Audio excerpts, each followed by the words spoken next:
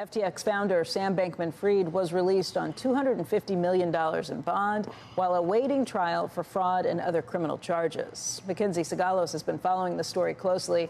Mackenzie, I think people were a little shocked to see, first of all, that he got bail. Second of all, that he was able to come up with enough to cover it. I know it's not $250 million, but it's still a big chunk of change. It is, but on the face of it, it is. You know, at the moment, a source close to the Bankman-Fried team told me a short time ago that Bankman-Fried is wheels down, apparently flying commercial back home to California. We're awaiting firm guidance on it. Now, back to your point about that $250 million number. In theory, it's the largest ever for pretrial bail in U.S. history. But the arrangement really lacks teeth. His parents put up equity in their Palo Alto home as collateral.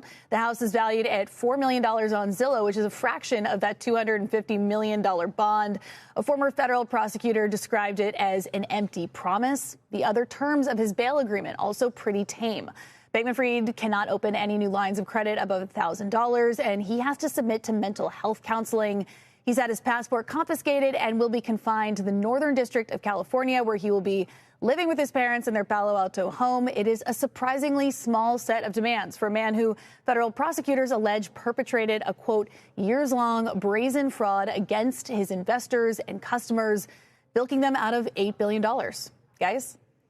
I mean, does the Bahamas, the authorities there, look at this and say, what the heck? Because they denied him bail there.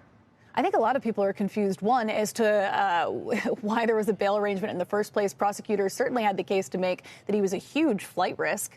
I mean, he doesn't belong to any sort of U.S. jurisdiction. If anything, he's been living in the Bahamas. Beyond the fact that there are a lot of people questioning whether or not this claim that he only has $100,000 to his name is actually true, or there's still billions of dollars in missing customer cash, and people want to know if Bankman-Fried knows where that is. And then on top of that, like I said, that $250 million bond is not what you think it is. Like the fact that his parents only had to put up collateral in their house, meaning that if he flees, that's literally the only thing they stand to lose. That just doesn't have much teeth. Were there two other people who signed off on this? I had read somewhere that two wealthy individuals had also signed off on this. Who are these people, and when will we find out? So 4 people co-signed that bond. What I saw in the filing, I was looking at the court docket, it was 3 family members and then 1 unnamed party. So those are the main terms at the moment. Have the prosecutor said anything? I mean, the prosecutor signed off on this, too. We haven't heard from, so Damian Williams, U.S. Attorney for the Southern District of New York, has been very aggressive, has moved quickly on these indictments. He's talking to all of Bankman-Fried's top brass out of that FTX Alameda empire.